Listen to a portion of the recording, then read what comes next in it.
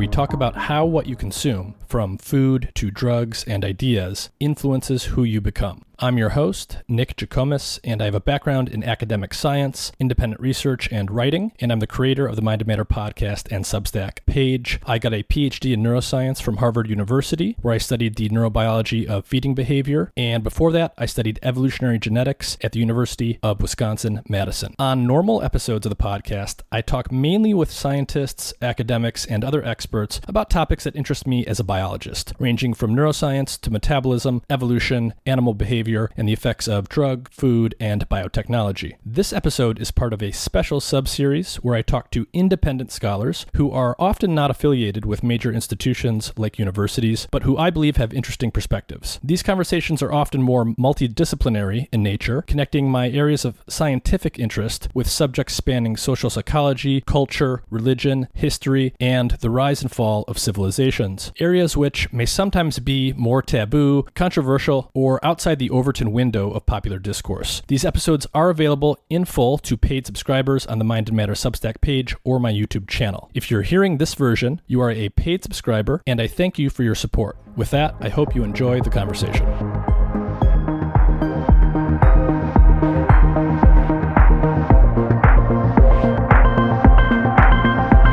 All right, Stephen Rofrano, can you tell everyone a little bit about who you are and what you do? Sure. Yeah. So I'm also known as Really Tan Man on Instagram and Twitter, and I am the CEO and founder of Ancient Crunch. And we make traditional snack recipes, fried in tallow, organic grains, et cetera, et cetera. No preservatives, no fake stuff. Just crunchy carbs the way they were meant to be served. Notably masa chips, which is a tortilla chip, and recently we launched Vandy Crisps, which is a potato chip. Mhm. When you say the way they're meant to be served and you say traditional foods, what does that mean to you? Yeah, so good question. There are a few ways to define this. One easy way to define it is foods that are made with, say, pre-industrial methods and ingredients. Another way of saying this is, could you make this thing in an electricity-free world or a Mhm. petroleum-free world even, and not only just, for the ingredients themselves, but your whole supply chain, your whole manufacturing method. Do you need modern industry to be able to make that food? Or could you make it, outside of a campfire on a farm in medieval Europe? Or could your great grandma in the Midwest, who was a frontierswoman, be able to make it with what she could find in her cupboard? Um, that's one way to define it. It's easy enough, works for me. Mhm. And so why do you focus on those types of foods? How did you even get moving in this direction as a person and as a entrepreneur? Yeah. So I suppose it goes back about 10 years when I first started becoming interested in personal health in general. Um, for I basically had to cook for myself. The summer after freshman year, I was doing a study abroad in Europe where there are no dining halls. And of course, growing up, my mom had always cooked everything I ever ate. And so having to cook for myself, I started to inquire, well, what should I actually be cooking? And given for the first time in my life, insight into the entire journey of food from grocery store to kitchen to plate to mouth to, down the drain, so to speak. I could see how food affected me in a way that I hadn't been able to before. And then focused on the fact that, hey, if I eat these things make me feel better and those things make me feel worse. And I don't like feeling bad and I like feeling good. So I should try to do more of the things that make me feel good and less of the things that make me feel bad. Hmm. And that started, I suppose, this whole rabbit hole, as they say, of like trying to figure out what actually made me feel good and, Mhm. how to do more of that. And it turned out that all the things that were good were the types of things that were very traditional from the previous Hmm. definition. And when you say so, in terms of just your personal journey, I'd love if we Yeah. could get like an example from your past for what you're talking about. And when you say feel good, my sense is you probably don't mean feel good in the sense of if I eat a Snickers bar, it tastes good. I Yeah, think you yeah, yeah. No, probably mean I something certainly do else. not. Yeah. Yeah. So to give a bit more clarity, if that's what to go down there. When I was a kid, I was not the most how people say they have a weak constitution, or some people say Yeah. like Yeah. someone has a weak constitution or a strong constitution. I had a weak constitution. I always have seasonal allergies. I can never be more than a few feet from a box of tissues. I would often get nauseous and throw up and have Mhm. all sorts of stomach issues. When I was in eighth grade, I got the swine flu. That was the thing back then. Hmm. And then 2 weeks later, I got the regular flu. And it was like, what? Like, this is just happening. This shouldn't Hmm. be happening to a supposedly healthy, able-bodied person. Um, so that was my childhood, right? It made me not able to do outdoor sports like most normal kids. There are a whole bunch of effects, positive and negative of this. But it was always something I lived with, and it was always something I just thought was like, oh, that's who I am. I never really paid much attention to it. I'm like, oh, Hmm. I You just were just need, born that way. yeah, I was born that way. I just need tissues all the time. I can't go outside in the spring, otherwise I'll die. That's just who I am. And so, one specific thing was when I first started cooking for myself in the aforementioned post freshman year sojourn in Belgium. I just stumbled upon the paleo diet and upon the recommendation to not eat rice. And so rice was something that I had eaten a ton of as a kid because my family's Italian, but very early on, my mom discovered I was gluten intolerant. And Hmm. so obviously that posed a big challenge for an Italian woman's culinary endeavors. So I just ended up eating a ton of rice as a kid, rice everywhere. Instead of pasta, rice. Instead of bread, rice, rice, rice, rice. And the paleo diet said don't eat rice. And I'm like, huh, that's weird. I'd never not eaten rice. So I'll try it. And within about 2 weeks of me doing this, my lifelong congestion, nose runny bullshit basically disappeared. Hmm. And when you say rice, is this mostly white rice, brown White rice? rice. Does it? Yeah. Okay, white rice.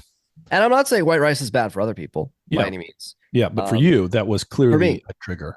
yeah, and that was like what showed me like, oh wow, food is powerful. So like the whole idea of, oh, this is who I am, born that way, Hmm. was called into question because if I can like do a different set of things and experience a different set of outcomes, then clearly I'm not born this way. Clearly there's some like proximate cause of this, symptom. Um, and that was what sort of triggered the subsequent obsession with optimizing it at every step of the way. And so, okay, so you have this experience with rice. Did you dig into? Do you have any sense for? Like, obviously, you just know empirically. Okay, Yeah. rice is a trigger for you with respect to like your allergies and stuff. Were you able to dig deeper and figure out what it was about the rice or anything like that?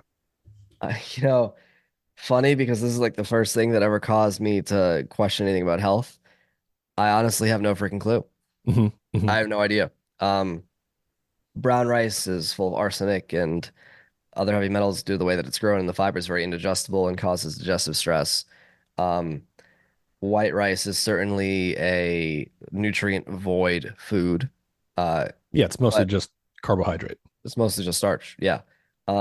But as far as I'm aware, I've never heard of anyone else talking about this or any other research about like rice containing something that causes some allergic reaction. Hmm. Um, I couldn't tell you. I mean, the best theory I have is that rice is not a widely consumed part of my particular ancestral diet, Mm. and thus maybe there's some incompatibility. There's a common old wives' tale, which is like if you eat too much of something as a kid, you develop an intolerance to it. Hmm. I don't know if that's true. I doubt that it's true, but maybe in this case it happens to be true. Um, but yeah, I could not tell you. I don't even Yeah, tell people yeah, not to eat rice because yeah. like it's just a me thing. Hmm. Yeah, I think I don't think we know uh what's going on in detail in all cases for things like this, but one thing that is probably true to some extent for some people is that so on the one hand, we've got to explain why allergies are so common, why food allergies have become more common, but on Hmm. the other hand, why they can be very different from you have this reaction to rice, someone else is allergic to peanuts, and so forth. Hmm. And it's like how is it that there's that kind of diversity, but at the same time, everything's drifting in the direction of more people have more food allergies. Hmm. And one plausible hypothesis there, at least in my view, is that if as a child you've got, say, leaky gut or something like that for whatever reason, and you've got Hmm. particles of food that aren't being absorbed, they're actually getting in by other means because your gut has been disrupted. Your immune system can then detect chunks of food and start to react to them as if they were pathogens. And that simultaneously explains why, as a population, we're drifting in this sort of more and more allergy direction. But Hmm. there's this idiosyncratic nature to it where one person has a rice incompatibility, another person has a Right. nut sensitivity, and so forth. Right. Yeah, there's a lot of different potential causes. It's very interesting because, well, there's also intolerances and allergies, which are separate things as well. Mhm. My sister has like vaguely allergic to peanuts, but like why and why am I not? That's Hmm. obviously the rates of that are increasing. And one of the things that we do know is that children who grow up on farms or in rural areas have lower rates of allergies than people who Yes. grow up in more sterile suburban urban environments. Uh, so one of the theories is that because it's similar to the autoimmune thing, it's like if there are not enough uh, innocuous foreign invaders, but foreign nonetheless, for the body's immune system to practice, getting rid Yeah. of, then Yeah. the body starts to turn on things that are not, harmful at all. And then we end up getting seasonal allergies and whatever else. So, like the dirtiness of the rural world, in the sort of classical sense of the term dirty, dust, pollen, you know, dog hair, whatever. That strengthens a child's immune system. And it's worth noting that I did not grow up with pets. I grew up in a suburban house. My mom was a very neat woman, so the house is very clean. So there's definitely something to this, I believe. And further, leaky gut. While an interesting theory, there's also other issues going on too. For example, oral allergy syndrome. Like certain people, there are certain proteins in various plants that will just make their mouth itch. They're not allergic. They Hmm. don't need an EpiPen. They're not going to the hospital. Um, you like some of the ones that are common in this are high in this protein are apples and carrots. Um, and there was a point in my life where if I eat apples or carrots raw, my mouth would itch. Hmm. And it's literally instantaneous. It's not like it went through my gut first. Hmm. And also noteworthy, if you cook them, then the oral allergy symptoms go away because the particular proteins that cause this are denatured. Hmm. And so applesauce is fine, but raw apples would make my mouth itch. The thing is, I don't have that anymore. Hmm. And I've noticed that at times of like greater inflammation in my life, I will notice those types of things more. Same thing with stone fruits. So cherries and peaches and plums, they're all stone fruits. They belong to the class of fruits that basically have a pit that looks like a little hard brain with the wrinkles in it. Um, at some point, probably 3 or 4 years ago, those fruits made my mouth itch in a similar way. And at this point, I can eat those things and my mouth doesn't itch. So it's a very the thing that I have to explain that is that inflammation in general is sort of like a health bar, like a video game sort of health bar. Yeah. You Yeah. have a finite amount of ability to deal with inflammation, and the more inflamed you are for whatever reason, and there's many causes of inflammation, the less able you are to deal with additional inflammation. Eventually, you like run out of inflammation capacity, and then everything causes some sort of like allergic reaction. So whether it's pollen in the spring, or stone fruits, or peanuts, or rice, or dog hair, um, or apples, or carrots, or literally could be anything, stress even. There was a point in time where I was in the early days of running the business where I was very stressed out for obvious reasons. And like I would just sneeze so hard that my shoulders and my neck hurt. It's like there's no reason for this. Like I live in the same house now. It's not Hmm. like it got cleaner or something. It's Hmm. just like you just get so stressed and there's just so much inflammation that you just can't deal with it. Hmm. And there's a lot of things that can limit or increase your capacity to deal with those influences. But yeah, it's certainly people are becoming less and less resilient as my personal story attests, which is unfortunate. Yeah, yeah. I mean, and at this point, there's so many of these. It's so obvious at this point that as a society, as a population, we are drifting into unhealth in various ways and have been for some time. So clearly, something or many things, as it may be, are dysfunctional or about the environment we're in, the environment that we've created, presumably. And so you've had this personal. So for you, this has been a personal journey. You had this experience where you suddenly had to cook for yourself. You sort of just figured out through trial and error that you had these sensitivities. This led to some further, intellectual awakening that seemed to have caused you to look into this stuff more explicitly and in more detail. Mhm. And among other things, one of the things you're sort of known for that you focus on are various aspects of processed and ultra processed foods. The one that perhaps you focus on the most, or at least I've seen you produce the most content for, are the so-called seed oils. Of course. Yes. For the, Cursed be they. yes, yes. I want to start out pretty basic here for people because I think there's quite a wide distribution of knowledge here. Some people know a lot. Some people think they know a lot. Some people don't know very much at all. But these things Mhm. are ubiquitous. They're all over in the food supply. So let's just start basic. What are seed oils, Sure. and what should people know about them on a very basic level? Yeah, seed oils are pretty much exactly what they sound like. It's oil from seeds, and it sounds innocuous, but most seeds, oil seeds, as they're called in the industry, the types of seeds from which seed oils are derived, do not actually have a ton of oil in each individual seed. Extracting and aggregating the oil requires a vast quantity of input seeds. Hmm. For example, corn oil, which is a common seed oil, requires several dozen bushels of corn to, or ears, sorry, of corn to make 1 tablespoon of corn oil. Hmm. Similarly, with sunflower oil, you require pounds and pounds of sunflower seeds to get 1 tablespoon of seed oil, so on and so forth. And so the fact that the seeds don't have that much oil in them is is why, in order to get at these oils, a whole host of industrial processing Hmm. is required and implemented. Yeah. So So that basically, means, you need a very large mass of starting material, and then you need to squeeze. You need to come up with mechanisms that literally like kind of squeeze or pull that oil yeah. out so it can be concentrated. Yeah, and then that process, there's a whole bunch of refining steps because that's like a very artificial thing to go do. So there's a whole bunch of refining steps, deodorizing and bleaching and purifying and all sorts of chemically induced or chemically moderated steps. And then the end result is the seed oils, also called vegetable oils, or more commonly called vegetable oils, that are ubiquitous in the American diet. So the first thing to know, or I guess the second thing to know about seed oils, is because of the technology required to produce them, they are an inherently non-traditional, or in other words, artificial food, Mhm. according to like the definition that we went over in the Yeah, beginning, because which is before industrial technology was developed, there's no way no. people could possibly do this. Correct. And so obviously there are oils, right? Olive oil Mhm. exists, but olive oil is not a seed oil because the olive is a fruit. And so Yeah. the oil from an olive comes from the flesh, which is the fruit of the olive.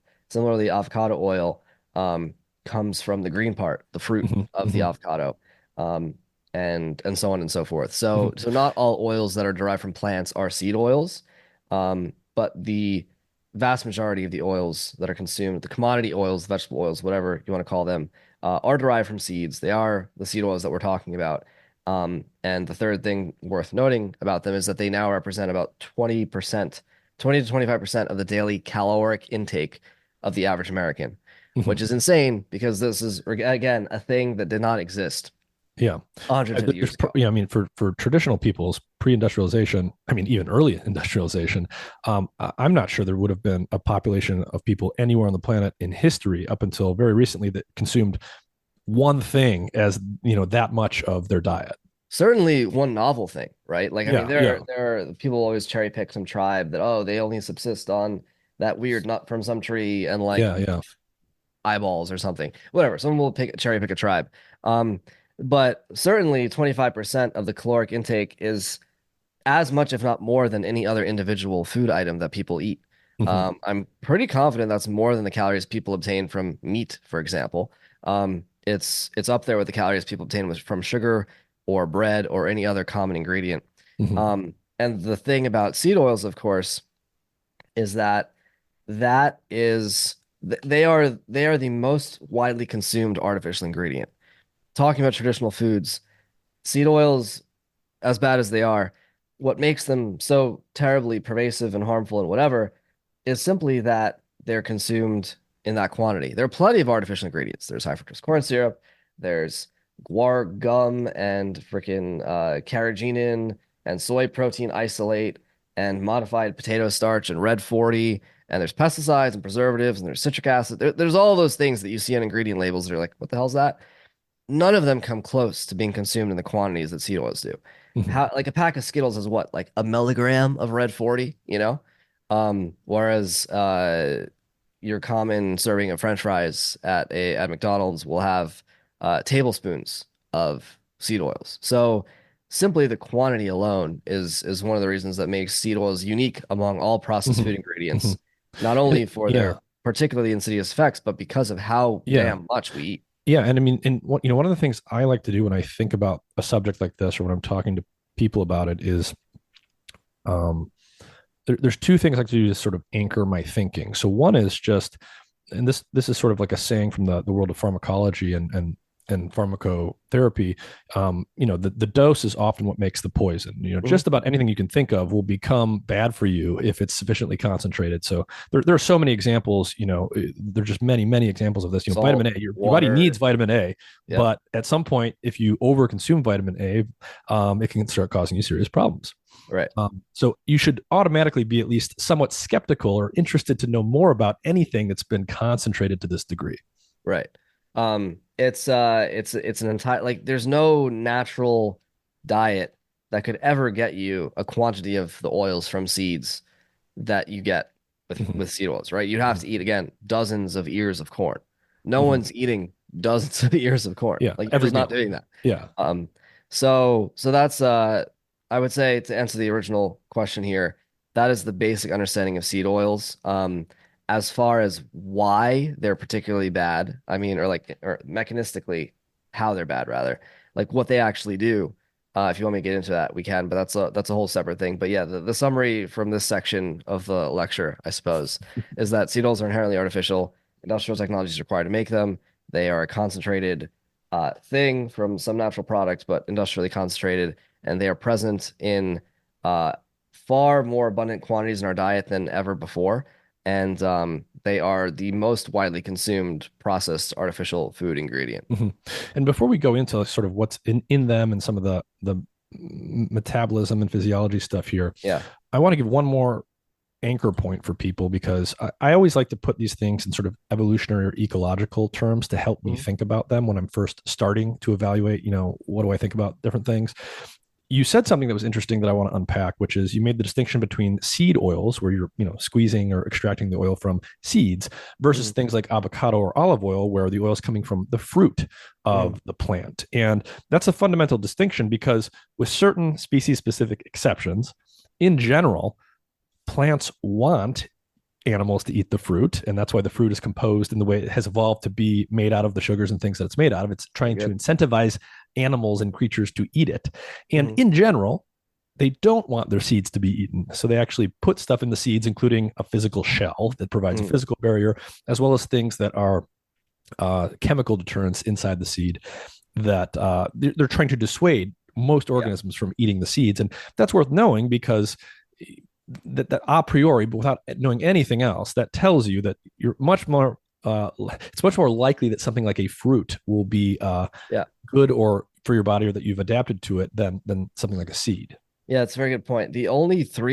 Interestingly enough, the only three foods in nature that are actually designed to be food, as in for the consumption by another or even the same species, is the fruit, milk, and honey. Hmm. No other aspect of biology is designed to be Mm-hmm. food. Yeah, like Like, the a cow plant is does not not want to making lose. muscle for the purpose of being eaten. Yeah, yeah. No, cows don't grow like thigh muscles so that, like, a wolf can eat them, right? Yeah, They yeah, grow thigh muscles so they can walk around. yeah, But cows do make milk for the purpose of it being fed to another yeah. individual organism, namely, obviously, another cow. But whatever. We don't need to get into Yeah. vegan And then revision. fruit makes sense Yeah, because the plants want to get pollinated and spread around yeah. that way. But what about honey? I don't know about that one. Why is Honey is milk for bees. I see? Oh, same Okay, thing. Yeah. okay. It is food for the larva of the new generation of Mm, bees. I see. So it's food for someone. Whether or not it was designed to be food for you is a more restrictive Yeah, categorization, but it yeah, was yeah. certainly designed to be food for something. Um, but nothing else. Plants need their leaves. Plants need their seeds. Animals obviously want to keep their bodily integrity intact. Hmm. And so that literally leaves milk, honey, and fruit. It's very Hmm. interesting. Hmm. So okay, so we talked about like what seed oils are, where they come from.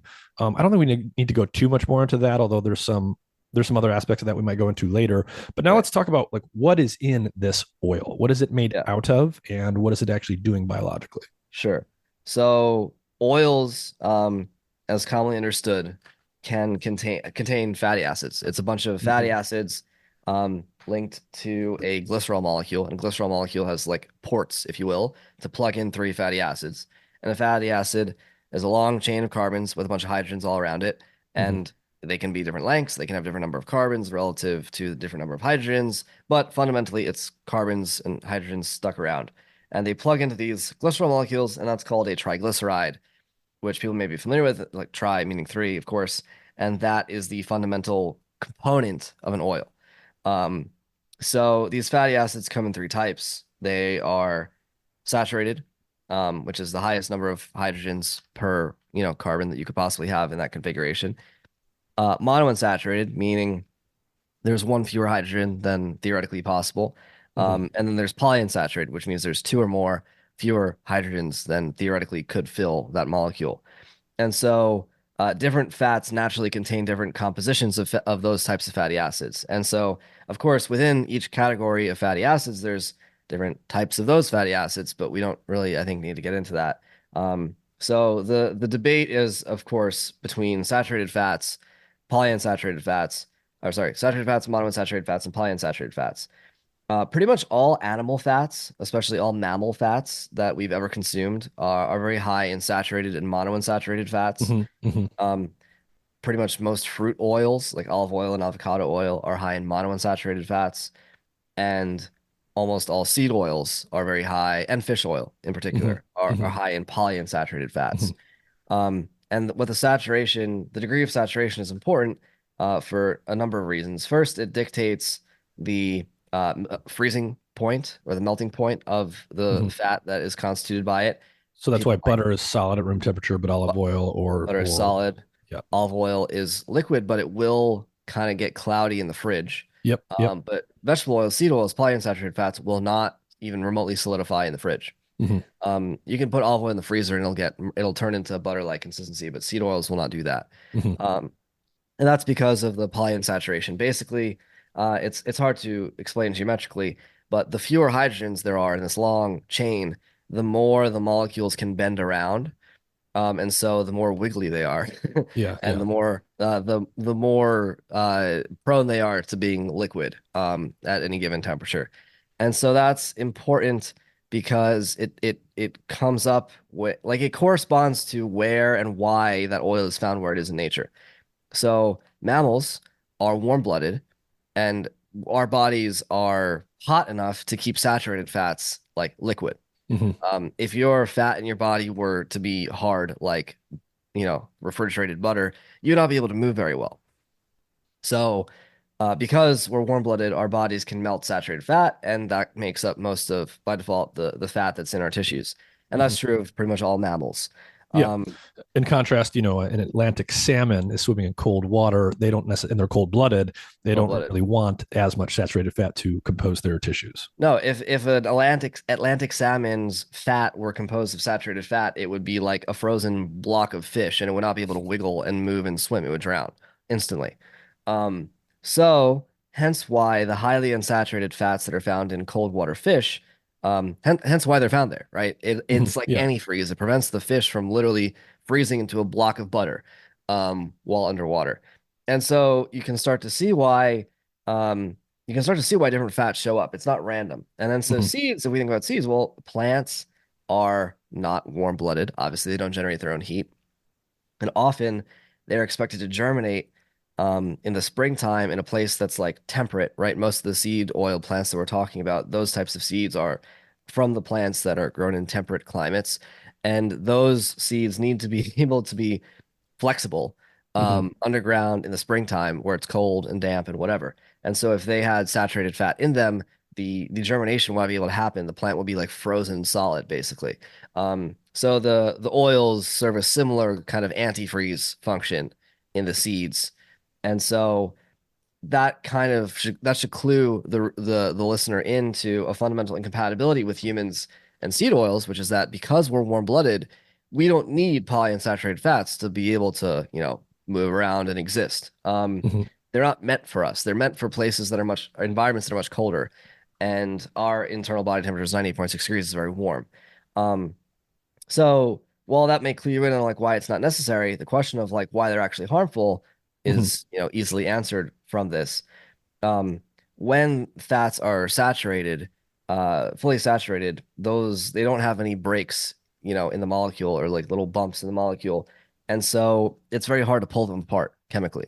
Hmm. Um, as opposed to seed oils, the polyunsaturated fats have all these little breaks in the molecule. It's very easy for them to split apart, and in particular, that splitting apart in this context is called oxidation, which is a chemical reaction that occurs in the, with oxygen in the presence of heat.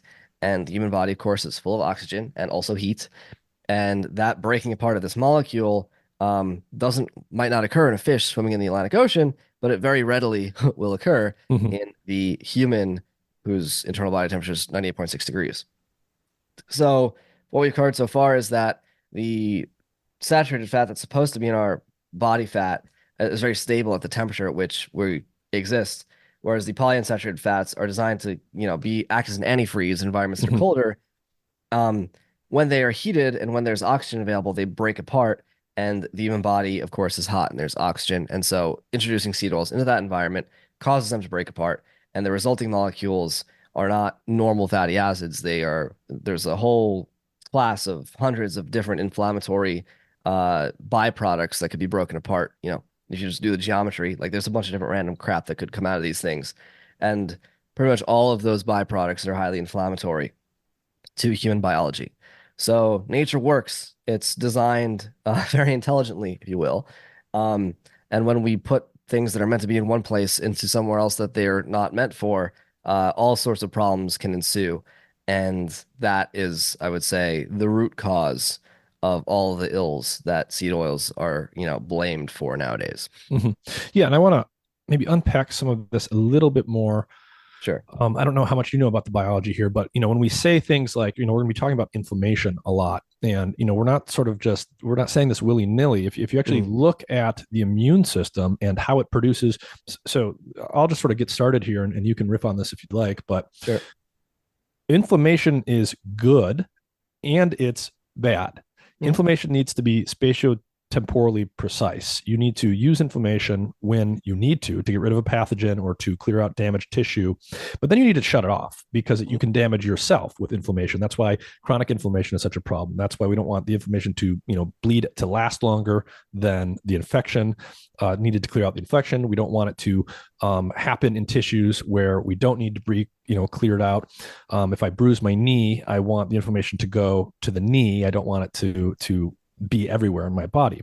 So the uh, the mechanisms that have evolved for the immune system are pretty beautiful and elegant if you actually look into them. There's things that go into making pro-inflammatory stuff happen, and there's things that happen that make anti-inflammatory stuff that happen. In other words, there's a balance of pro and anti-inflammatory components that are meant to be in balance at like a 1-to-1 ratio, so that you can turn on and turn off inflammation in this sort of selective, as needed manner. Um, and where that generally takes you when you start to look at this stuff with the seed oils, and I'll let you riff on this now, is we're putting into our bodies some of these pro-inflammatory components such that they're very much out of balance with the anti-inflammatory components, and that tends to at least some people would argue that's going to bias you Yeah. towards the direction of more inflammation and away from being able to shut it off. Right. So the root, I think that's a brilliant summary of of what's going on. Basically, inflammation is serves a purpose, just like everything in nature. But seed oils, again, the dose makes the poison. Too much inflammation, no good. Um, so one of the main things that happens as a byproduct of the seed oil breakdown, this oxidation reaction, it produces what are called reactive oxygen species, which are molecules that, for more or less, the way you can imagine them, they're like little terrorist molecules. They just like blow up shit. They just tear apart whatever they see. Um, I'm sure there are better analogies, but here we are. So they go around and they have a very reactive like oxygen connected to whatever the hell is in the Mhm. molecule, and that pulls electrons away from molecules that they encounter. So it's like this little jackhammer molecule exposed in your sensitive tissues. And the first thing it hits, it'll pull an electron away. And Mhm. then that starts some chain reaction where some other molecule breaks down and maybe that produces other reactive oxygen species. And they go around and they, pull apart other molecules that are prone to being oxidized. And that continues to happen unless there's an antioxidant supply available. And there are Mhm. many antioxidants in nature and used in the body for various purposes. Vitamin E is one of them. Vitamin C is one of them. Glutathione is one of them. People may be familiar with all these. Um, Naturally speaking, when you have inflammation, your body like oxidative stress is often used as a synonym for this. you have a supply of antioxidants ready to kind of absorb the damage, clean up the very highly reactive electrons, and calm everything down. Hmm. What happens, of course, when you eat so many vegetable oils is that you increase the supply of things that can oxidize, but you're not in any way increasing the supply of antioxidants. Mm. So when they degrade, they are sort of free to roam around, um, without any, I guess you could say, law and order or like police checking on their Yeah. criminal behavior. Yeah, I'm going to go a little off the cuff here. I'm not sure what the best metaphor would be, but I don't know if you reactive oxygen species, as their name suggests, they're highly reactive molecules. They are necessarily produced in the body as a consequence of how metabolism works. I don't know if I analogize them to like a firecracker or something. If I'm sitting in my home and I'm keeping a good home and it's clean and I'm throwing all my trash into the waste bin Mhm. and shutting it, if I throw a firecracker around randomly, like yeah, it's going to be annoying. It might scorch the wall a little bit, but most of the firecrackers aren't going to light the house on fire. Sure. But I don't know if I'm not taking care of the home and now paper towels are piling up Mhm. everywhere. Any given any given firecracker is much more likely to light something on fire, maybe even burn the house down in some Yeah, sense. that is Um, a perfect yeah, analogy. Yeah, works. and so what is I want to talk about some of the specific fatty acids here a little bit. So the most common the omega-6 fatty acids that we're about to talk about, those are the ones that are generally used to produce pro-inflammatory components of the immune system. Omega-6 fatty acids, pro-inflammatory in general. Yeah. The big one there is linoleic acid, right? Yeah, that is the specific name of the specific fatty acid that comprises the plurality, or majority of fatty acids in most seed oils. Mhm. Correct. Mhm. Yeah. And so is there anything we should know about that one in particular, or is it just sort of in general all the omega-6 fatty acids are what we should think about as a category? I mean, in general, I would think of polyunsaturated fats as the category. It just so happens that most of the seed oils contain linoleic acid. There are other omega-6 polyunsaturated fatty acids. There are other omega-3 polyunsaturated Mhm. fatty acids. Um, and the controversy around them is actually much higher, if you will, because this is the things like EPA and DHA, Mhm. which are or ALA, alpha linolenic acid. EPA is eco something. I don't know the full names of all of them. Ecosa hexapentanoic acid, I believe. There, okay, there you go. What do we need me for? Yeah, EPA, DHA. It's fish oil. Fish oil. Yeah, fish oil. ALA is the type of thing that are found in some seeds, commonly flaxseed and chia seed oil. Mhm. Um, those are omega-3 fatty acids, and some people are like, oh, omega-6 is bad, omega-3 is good. The reason why seed oils are bad is simply because the ratio of omega-6, which are bad, to omega-3, which are good, is out of balance. Um, this is kind of BS, in my opinion. If someone understands the oxidative mechanism of polyunsaturated fatty acids as such, um, how the lack of hydrogens cause these weak bonds that are able to split apart, yada yada yada. Omega-3 fatty acids are even more unsaturated, more prone to degradation in a similar fashion than the omega-6 fatty Mhm. acids. It's actually kind of nuts Hmm. how much worse they are. So like linoleic acid, I believe, has two double bonds, but I'm pretty sure DHA has something like five or seven It's double several. bonds. Yeah, several. Like Um, a okay, lot so more, which is yeah. a lot more propensity for oxidation. Mm, Um, which is one of the reasons people are like, oh, that's why you got to get clean fish oil that's fresh. And, the real good fish oil is kept refrigerated, or like flaxseed oil you can buy mhm. at the health food store. It's refrigerated for this reason. Well, the funny thing about that is like you can keep it in a freezer. You can put it in a vacuum, keep it in a freezer in complete darkness to preserve it. The minute it enters your body, which is full of oxygen and heat, no, it doesn't matter what you did to preserve it. It's going to experience the full wrath of oxidation, if you will, um, the minute it's metabolized inside of you. Mhm. So there's no real good way to store it, and storing it doesn't really matter. And similar people go about like, oh, seed oils are bad because they're in a deep fryer and they're heated repeatedly, and that's why they're bad. No, it doesn't matter. Like your body is hot enough and full of enough Mm. oxygen Yeah, to oxidize even the yeah, freshest of sure. Yeah, it's polyunsaturated fats. yeah. One of the things I've it's sort of a curiosity to me is I do sometimes see people making this argument where like, oh yeah, if you deep fry things and you pre-oxidize the fatty acids, they'll often say yes, they're bad, but they're not necessarily bad if you're eating them fresh. And basically what you're saying is, Yeah, well, they're eventually going to be oxidized inside of yeah. you. Exactly. At the very least, even if they preserve their way all through your metabolism and they get deposited in your body fat for later use as energy, um, once your mitochondria go to burn that raw material, which is literally igniting it on fire with oxygen. It's a very controlled combustion reaction, but alas, it is a combustion reaction. Not many people realize this. Like in chemistry 101, you learn combustion is a hydrocarbon plus oxygen, O2, equals water and carbon dioxide. And you eat hydrocarbons, you breathe oxygen, you breathe in oxygen, and you exhale water vapor and carbon dioxide. You're doing combustion like Hmm. this very second. It's literally combustion to burn the food that you're eating into energy. Obviously, the mechanisms are different. There's ATP involved, whatever. It's slower, it's more controlled, but the net result is the same. And so, okay, you go to burn your seed oils that have been supposedly safely stored in your body fat. That's when like there's no hiding anymore. That's when they're breaking apart and creating all these reactive oxygen species that your body can't handle or your mitochondria can't handle. And so Kate Shanahan's book about seed oils, which I highly recommend if you haven't read it already, it came out in June. It's called Dark Calories, and it's of course all about seed oils. Um, the way she describes it is very compelling. So you burn the seed oil, you burn the linoleic acid, whatever, in your mitochondria.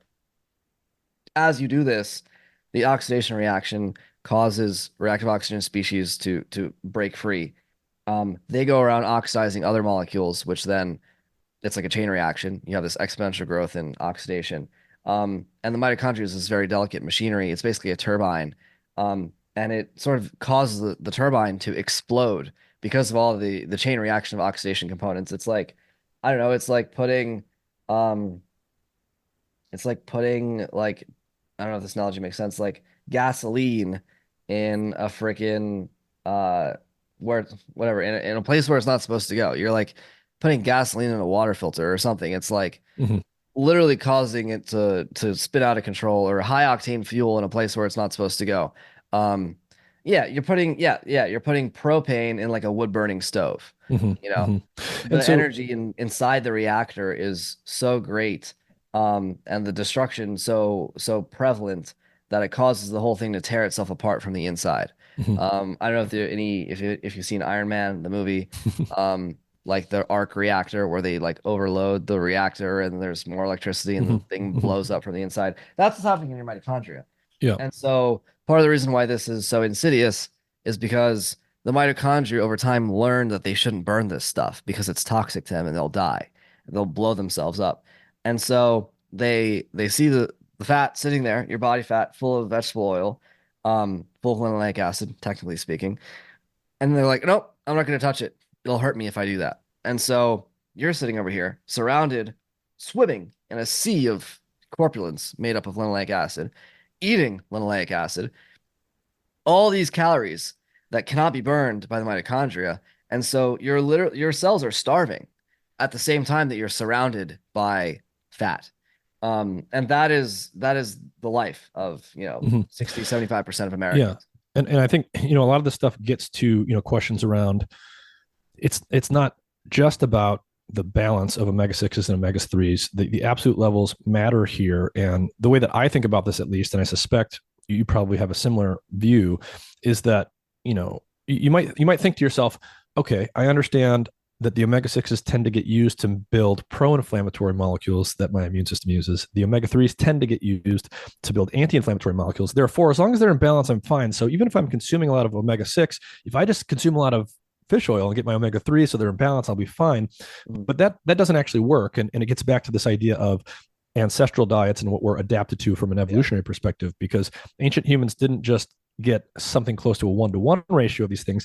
They got lower levels of these things in absolute terms than we eat today. And Right. the simple fact is that even if you're in balance, if you have a 1-to-1 ratio of omega 3s and 6s, even then, if you're consuming large amounts of them, the body's only going to use a fraction of those omega 3s to build the anti inflammatory components that you do need.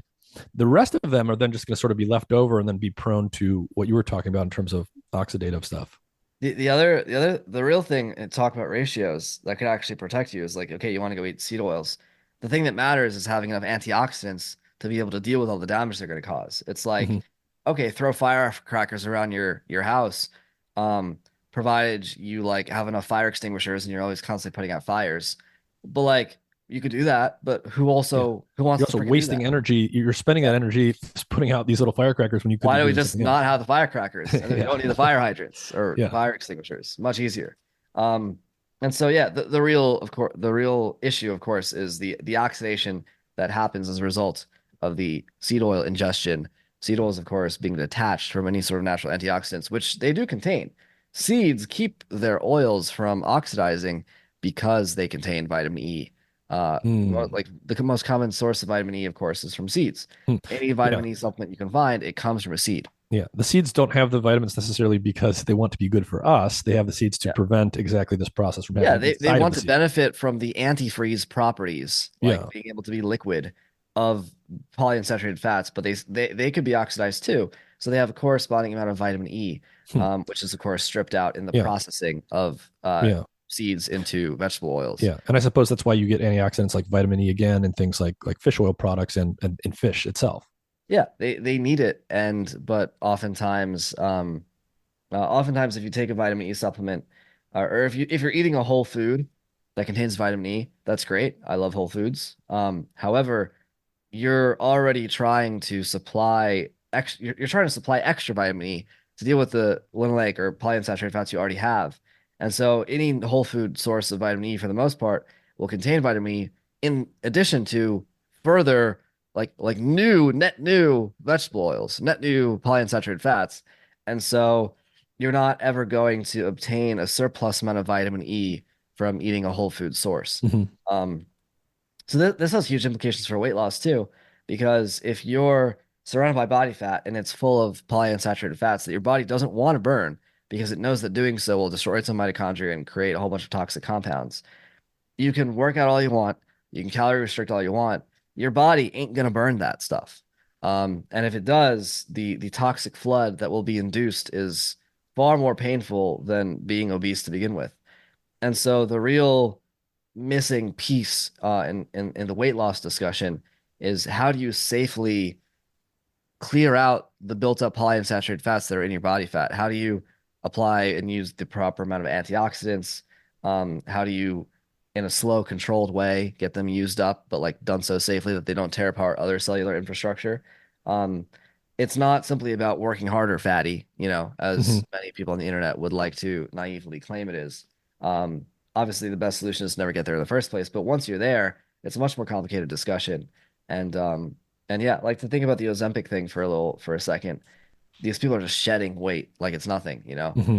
um, because the hormones are messing with insulin, like the whole insulin thing, which is very complicated, is allowing this fat that, due to insulin, would otherwise be locked up in body fat. It's allowing the linoleic acid that's stuck in your cells to get burned.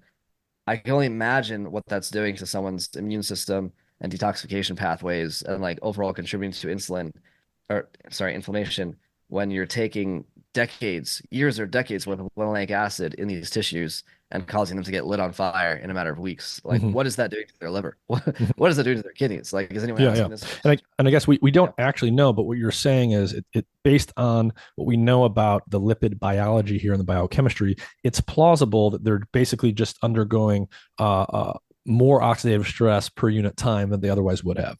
Yeah, yeah, exactly. And which the body was trying to protect from. And that's why the body was not letting go of the body fat, which you overrode with the GLP-1 inhibitor or whatever. Hmm. And so then, okay, cool, you got rid of the fat, but what else did you do? Your inflammatory systems, your immune system, whatever else. And I mean, looking at the way that various Ozempic patients look, like they're very Hmm. gaunt, The like they Ozempic seem to face. age.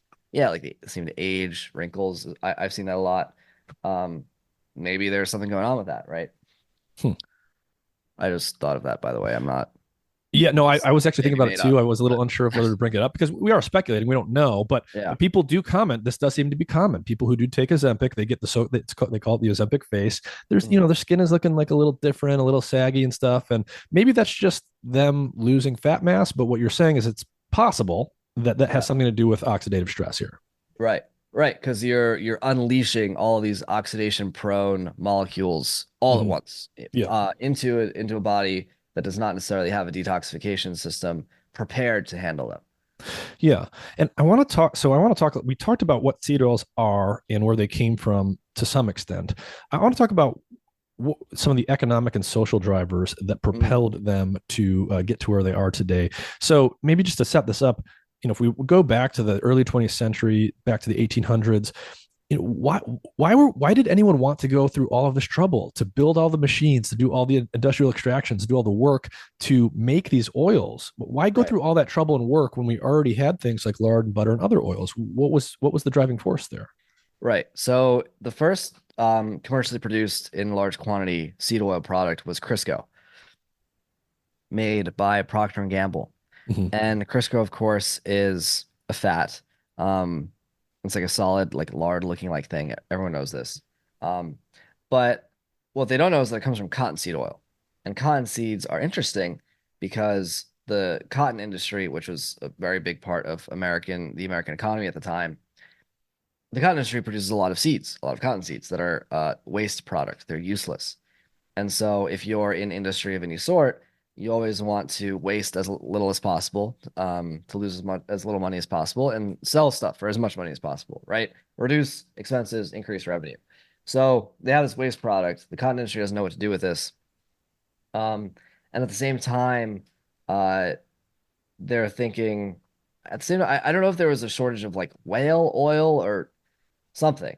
But the way they decided to work around this waste of cotton seeds was to see if they could try and turn them into soap. Um, Mm. Soap at the time was the first driver, which I learned this from Kate Shanahan's book. I always thought it was Crisco first. Crisco actually came second. Hmm. Um, so anyway, they invented the ability to extract cottonseed oil and then also solidify it. And this is called hydrogenation. I mean, Yeah. I haven't heard the term hydrogenated vegetable oil for a long time, but when I was a kid, Hmm. it was a common thing. I'm sure Yeah. you Yeah. seem like you're somewhat of a similar age. You remember this. Hydrogenation is the process of turning an unsaturated fat into saturated fat, right? By adding Hmm. hydrogens, just like we talked about. Saturated fats have all the hydrogens, so you take a polyunsaturated fat, you add hydrogens, artificially. Now it's saturated. That makes it solid. And so there's a funny thing in like the world culture at the time, which is that people do not use liquid soap, nor do Hmm. they use liquid oils. And Hmm. so there's like this weird thing going on where now we have hand pump soap, liquid soap is all over the place. Dawn, everyone's familiar with this. But for the longest time, people used ivory bar soap. Hmm. Like soap was made from lard and it was solid. It was bar soap. So they needed to make solid soap if they wanted to sell soap. And so they invented the process of extracting the oils, hydrogenating them, and that allowed them to make soap. And of course, we know Procter& and Gamble's a household cleaning company. At some point, though, I think someone got the bright idea to also like, hey, we have the solid fat and soap is made from lard. Well, what else do people use lard for? Cooking. So why can't we use this raw ingredient, the hydrogenated seed oils, the hydrogenated cottonseed oils? Why can't we use that raw ingredient to sell as like a lard replacement as well? Which they did, and that was Crisco, which was the first like, vegetable oil, edible vegetable oil product marketed ever. Hmm. And I believe that came out in 1924.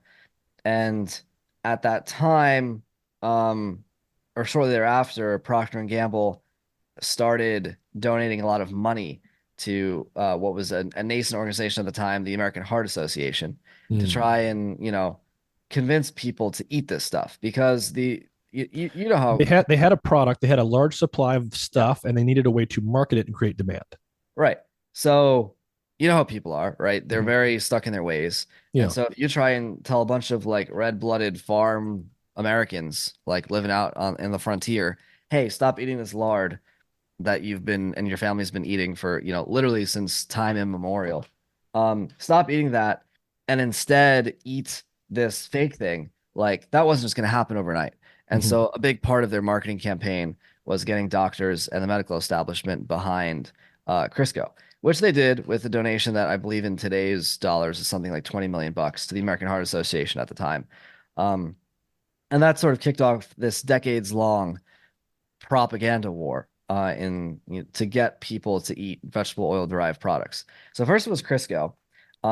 And So, then so hold on. The propaganda work. What you mean is, uh, Crisco became marketed, and these polyunsaturated fatty acids became marketed as heart healthy. right. Well, not yet. They were Oh, okay. trying. They were getting there. The heart healthy didn't come up until the 50s. But Mm, basically, getting the American Heart Association, doctors, and hmm associated people to start normalizing and hmm recommending Crisco. Well, at this time, is that why they were calling it vegetable oil and trying to be like, okay, these are vegetables. Vegetables are good for you. Vegetable oil. Was that the Um, idea? s- so yeah, the liquid oils came out in the 50s. So Mm, this is what I'm saying. Like the Americans were eating solid lard, yeah, yeah, solid yeah. animal-based fat. The first thing to be introduced was a solid vegetable fat. Yep. And then some decades later, after that had become pervasive, they started selling and marketing the liquid vegetable fat. And that revolution started happening in the 50s. And that's when hmm you have the heart healthy stuff and all the cholesterol stuff, right? Because the anti-cholesterol science and medical campaigning um, happened only after liquid oils became available because saturated fat is high in cholesterol, right? And hmm so Crisco, ironically, is not like it's not unsaturated. It's not a PUFA. It's actually not as inflammatory as the liquid vegetable oils that came later. It's artificial nonetheless, hmm but it's not this like the low cholesterol, low saturated fat marketing doesn't work on Crisco because it's a highly saturated fat, right? It's solid at room temperature. It must be saturated. Um, so I think we skipped a few generations. This is all it's like a scattered history. Um, but suffice to say, it started with soap. They used it to make bar soap, and Yep. then they used it to make solid edible oil. This took off in part because of propaganda with the American Heart Association. It also took off because there was a lot of a very interesting cultural concept here where they were marketing off people's fear of like this taboo of dirtiness. Mm, So, I mentioned earlier, like the dirtiness in the farm sense, dust and dirt and, manure and like, wood and this dusty thing. America was rapidly urbanizing and modernizing. And so the bourgeoisie, like the American urban elite, wanted to detach themselves from this sort of farm cultural roots that many of them had yeah, even grown yeah, up in. And so Crisco can say, hey, buy Crisco. It comes from a yeah, lab. It's made yeah. by science. This You're is not a like the best. dirty frontiersman, are you? Right. No, you're not Yeah, dirty frontiersman. This is the era when like the Wright brothers were yeah, flying and yeah. like the Hindenburg and like the airships and like the sort Hmm. of So it steampunky was a status thing. It was a status thing, and they futurist made thing. it cool. Yeah, they made it cool for this sort of like modern version of like cleanliness and not hmm in like a sort of moral sense, right? hmm Um, Also there was a lot of marketing of Crisco to Jewish housewives because lard is of course not kosher. Mm, But Crisco is. mm. And so Jews had been excluded from using lard for however many centuries. And so now it was like, oh, you can make pie crust just like it is with lard, but it's kosher, and so you can do this. So there's a lot of like housewife, like, oh, it's better. Yeah, yeah. And there's a lot of this cultural, it's clean, it's modern, it's new, it's like it's much more civilized, if you will. hmm And so that was like the sort of Crisco marketing campaign, which subsequently led to the vegetable oil stuff in the 50s. And so by that time, it wasn't simply Procter and Gamble. There were a lot of people who had a lot of spare vegetables, spare grains lying around. This hmm has a lot to do with World War II. hmm So during World War II, there were the farm subsidies because the government needed to make hmm sure that farmers grew enough food to Yep. support the We got troops. really And good at making a lot of this stuff. very good at making a lot of food. And this has also to do with the chemical industry, right? Because hmm during World War I, World War II, the chemical industry was employed to make, gunpowder and fertilizer, gunpowder and bombs and tear gas and whatever. Um, but after the war, there's not much use for that much gunpowder and tear gas and bombs and anything else. And so the chemical industry ended up setting their sights on two sub industries, the pharmaceutical industry and the agriculture industry. And they began making chemicals, uh, and just household use in general. They began making chemicals for those applications because war was over. hmm Fun fact: DuPont, which is one of the largest chemical conglomerates in the world today, they invented nylon among other fabrics. I'm pretty sure they invented polyester. DuPont started out in the 1800s as a gunpowder company Hmm. by this French immigrant to America, someone, DuPont or whatever. They were a military company, But in peacetime, they repurpose all their tooling to make stuff that's, not of military application. So all this like gunpowder, tear gas, bomb engineers set their sights on fertilizer. And during and especially after World War II in the 50s, this green revolution happened where they basically invented like modern fertilizer. We had an abundance of all these crops. The subsidies that were in place during World War II were still in full swing, and they still are today. They've never been removed because the Midwestern voters or the Midwestern politicians don't want to take away, the handouts from their constituents. And so you have this confluence of things where we basically have a ton of cheap corn available in the US. Pesticided, fertilized, and available in abundance, subsidized by the government. And so people started to think about what to do with this corn. And that's literally been a problem for decades, right? At this time, the answer was, oh, we'll make seed oils out of corn oil. A few decades later, someone invented high fructose corn syrup. But that's another thing to do with the extra corn. And more recently, probably when you were a kid, you remember that like green ethanol fuel, like the Chevys were being advertised for. Yeah, That's yeah. like corn-derived ethanol being put in the gasoline, which is actually horrible for cars, and it doesn't actually help them at all. It doesn't make them more fuel efficient or better for the environment or anything. It's just they have so much damn freaking corn in Yeah. the It's just Midwest. another example of how the surplus drives this need to create demand. Yeah, they have to put it everywhere, and then they have to run ads saying like, "Oh, ethanol in your gas is good." And it's like I ran through as a kid. I used to mow lawns, and we ran through um, several weed whackers that would last like half a season before realizing that you had to put some weird stabilizer chemical in the gasoline because the gas had gotten corn in it all of a sudden. Um, and it would kill most conventional engines unless you put some, I forget what it's Mhm, called, some mhm. chemical in it. Um, anyway, yeah, so long history of this Yeah. stuff. But I think Yeah. Surplus leading to artificial demand. It's a common motif in yeah, like you history. create the market. Fluoride, right? Yeah. Another one. Flax seeds. That's another Mhm. conspiracy theory I have about this. I don't know if you want to get into that one. I Uh, don't know. I don't even know what you're referring to.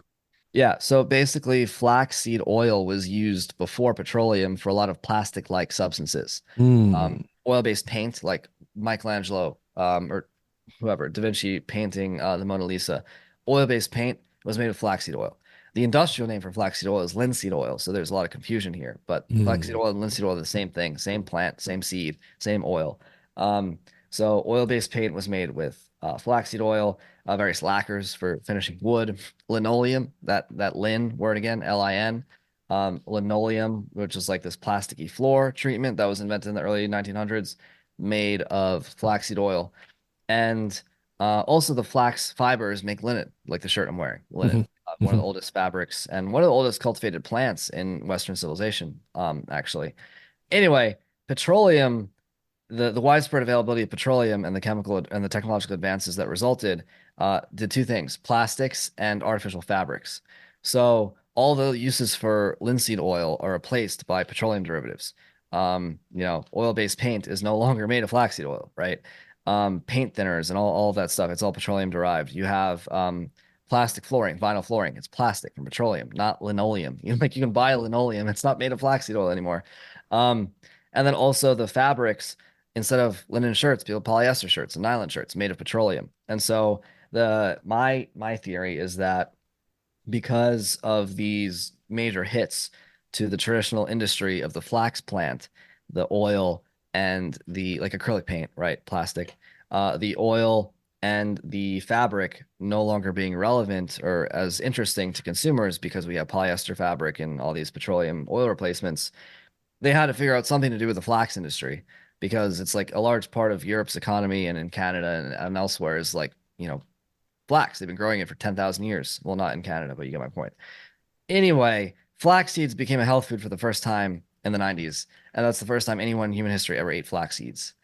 Like, go back, the Bible talks about the flax plant. They don't eat flax seeds. Like, it was never food for human consumption. It was never viewed as food up until the 90s when, like, some people, I think, misappropriated the flax plant and they had the surplus that they had to go sell due to the hmm, fact that they weren't selling it because of petroleum anymore. hmm. Um, yeah, this happens a lot. Wow. Oh, algae. Oh crap. I don't I want to keep doing this, but this is another one. Yeah. So The like fact algae. algae oil. Algae That's oil. that's got omega threes, right? Yeah. The modern like algae, not just the algae oil, like the cooking oil. It's like the modern sea moss gel. Yeah. Yeah. That's algae. So in Florida, and elsewhere, there's this thing called red tide, which is when like the runoff from the pesticides from the sugar plantations in Florida get into the ocean and they create this like algae bloom because Hmm. like it disrupts the chemistry of the ocean. It's like disgusting. It's like it smells bad. There's bugs, there's fleas. It's like in the ocean, it kills the fish, whatever. Anyway, the sea moss people are like trying to market to you sea moss. It's just algae. And they like to claim that it's like, oh, this pristine thing off the coast of Ireland. No, they're literally putting like algae blooms from like pesticide runoff in supplements and calling it a superfood. Um, That's yeah, where it comes from. anyway, I'm sure there are more examples, but this is a very common motif. Glad you pointed that out. Um, okay, so if we go back to some of the biology here, so we were talking about omega 6s, omega 3s, why they're sort of supposed to be in balance from an evolutionary perspective, but also why ancestrally humans weren't consuming a lot. We talked about right the sort of the balancing act the immune system has to do to regulate inflammation properly. You want it when you need it, but you don't want it beyond that. Hmm. We talked about why reactive oxygen species can lead to oxidative stress and all of that stuff. All of that fits. You can think about it in evolutionary terms. It makes biological sense. There's a lot of mechanistic detail there around the biology that's known, and it all makes sense. But if I'm going to play devil's advocate for a moment, Right. and many people will make this argument, they'll say, okay, all of that makes sense in theory. All of those pieces seem to fit together nicely into a hypothesis that seems plausible. But if everything you're saying is true about seed oil, Stephen, shouldn't we see more randomized control trials where you give seed oils to people and inflammatory markers go up, or you take them away and inflammatory markers go down? Right. Good question. So there's 2 points. There's two answers I have. One is that we do. They looked into this. So before seed oils were invented, no one ate them. There was never any study on this. It was brand new. No one had seen this exist. So it was a very open question. And so part of the research funded by Procter and Gamble into the American Heart Association and the whole diet heart hypothesis, the cholesterol scandals, the saturated fat, all of this was funded by the industry desiring to sell a non-traditional food to people that was low in saturated fat, high in polyunsaturated fats. Mm-hmm. Ansel Keys is the sort of anti-hero of this little episode in American history. And he's like this researcher that was instrumental in promoting the polyunsaturated fats are good message. They did numerous randomized controlled trials to examine the differences between a saturated fat diet and a polyunsaturated fat diet. One of them, I believe, is called the Minnesota Prison Experiment. They did experiments on prisoners. They also did experiments in mental hospitals. I think they did experiments in nursing homes, whatever. Um, the crazy thing about this, and Kate Shanahan talks about this exact topic in the book mentioned above, which again I highly recommend. They didn't publish all of their data. They were not forthcoming with the actual conclusions of the studies. There were several of these that showed that all-cause mortality in the seed oil group was higher than in the control group that ate saturated fats. But those conclusions never made it into the final studies. And as again, Dr. Shanahan talks about in the book, they were not even people did not even know this until some investigative scientists like found his archives in I forget some hospital somewhere and started researching into the actual data they had and Mm-hmm. began publishing the data. The original studies did not include the data. What they did include though was like the few conclusions they could spin to make it appear as if the seed oil groups were healthier. And so, of course, they measured cholesterol, which a seed oil diet does Lower reduce cholesterol. cholesterol. Yeah. We know that. And so, once they had, through crook and by hook and by crook, established the idea that low cholesterol is good, and everyone kind of ran with this. Further studies didn't have to say that the seed oil diet was healthy.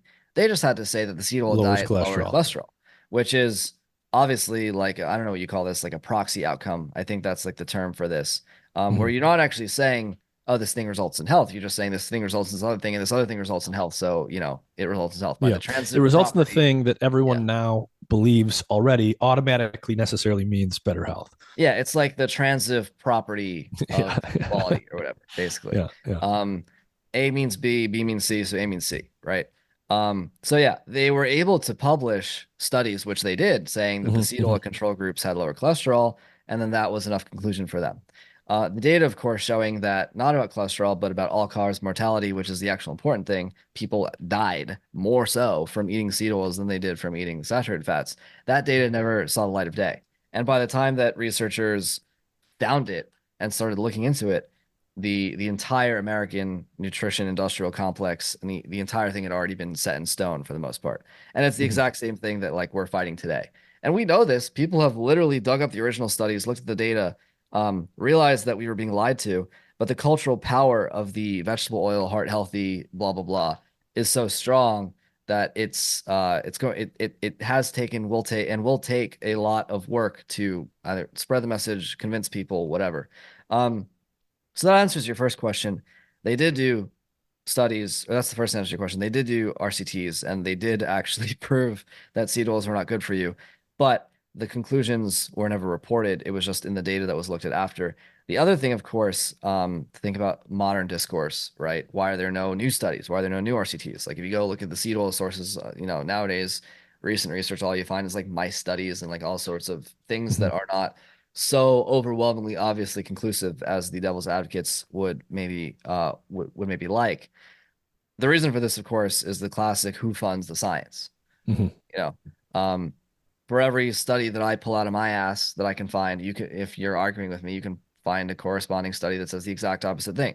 That's how science works. Everyone is familiar, I think, at this point with the replicability crisis, Yeah, by that Stanford professor. What is his paper where he's like, all of that the was Mark. You're probably talking about the Alzheimer's researcher, I'm talking about the Mark. guy at Stanford who published a paper that said most papers are bullshit. Oh, you're talking about John. Yeah, John Ioannidis.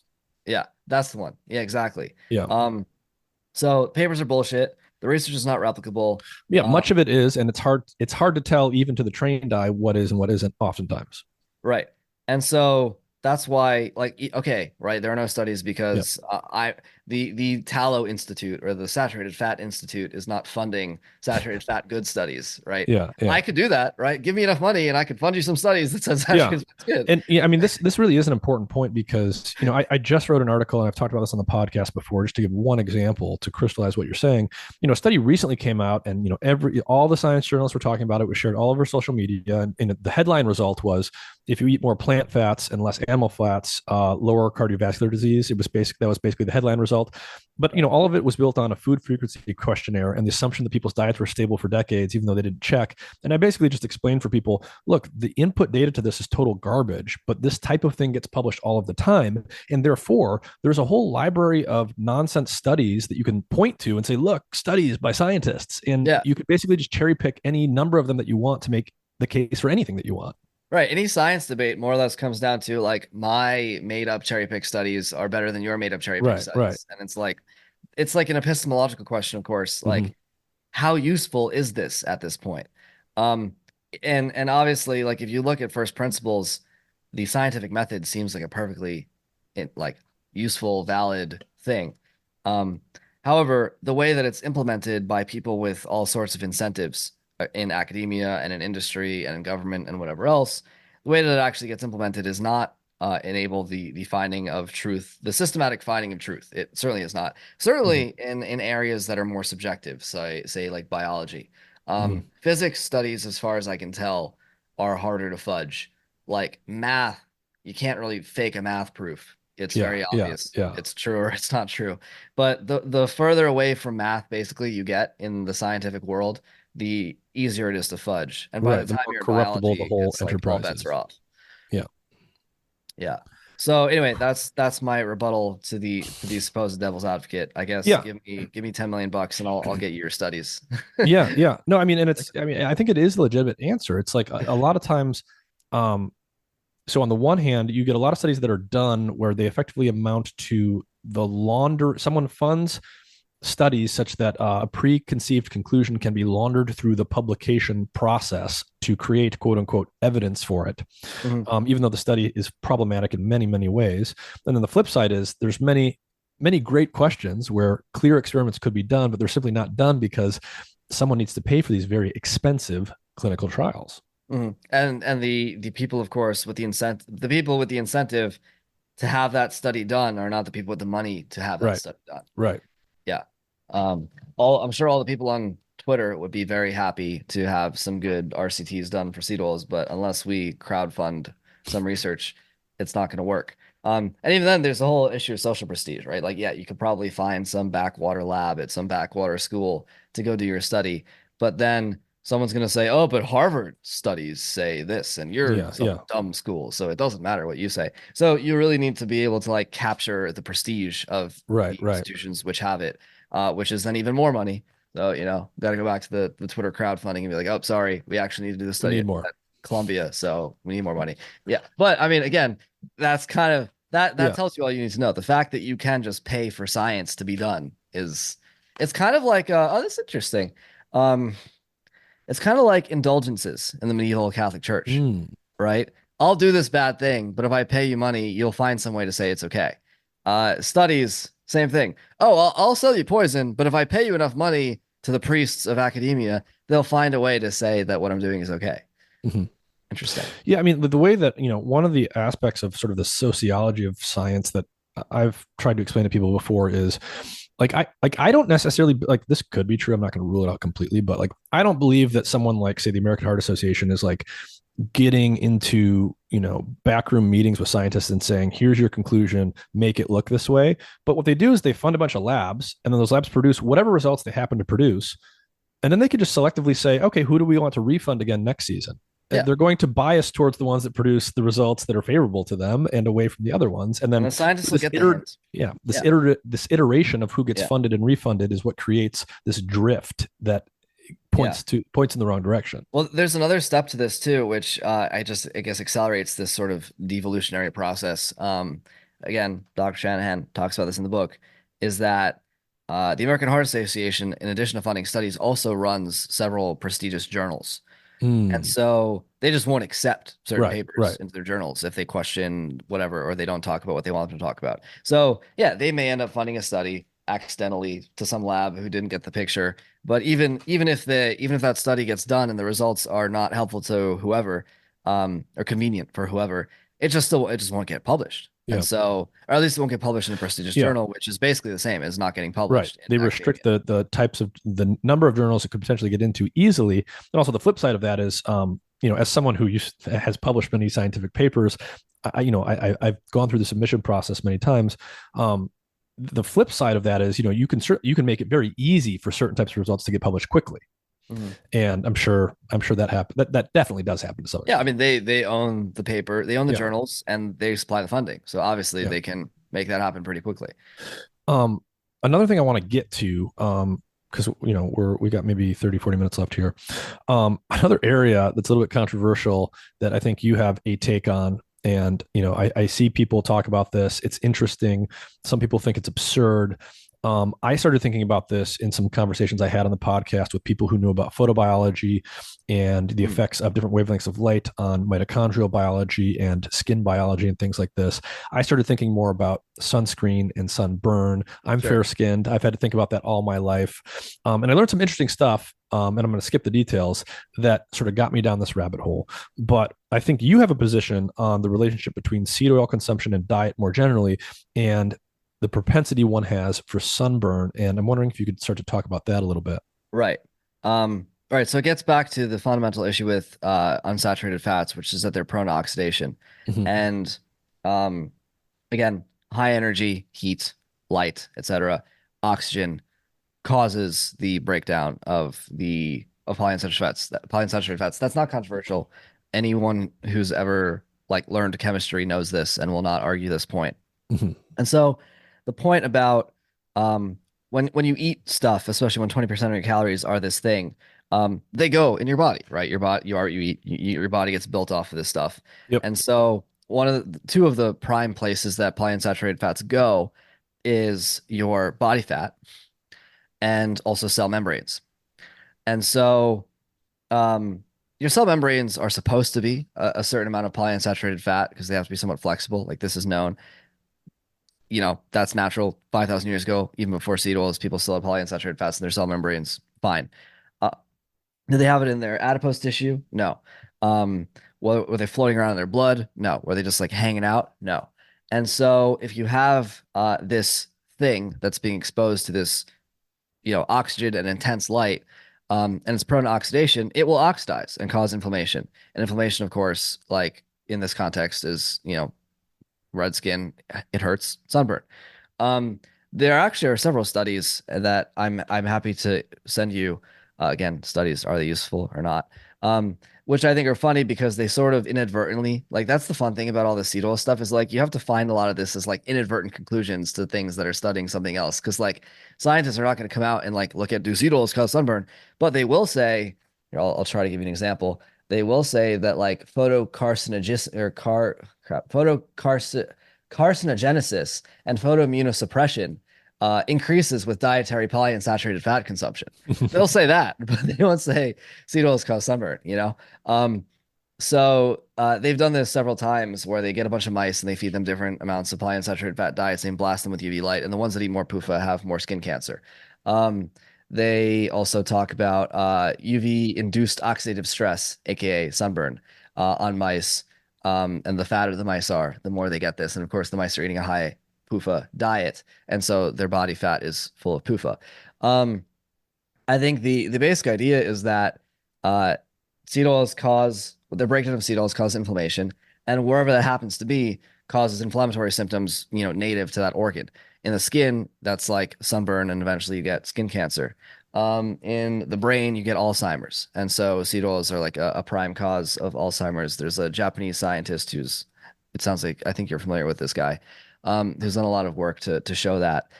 In the liver, people often get fatty liver disease. Like people are seeing fatty liver disease in babies and children. People who are not even alcoholics. And previously, fatty liver disease was exclusively the realm of late stage alcoholics.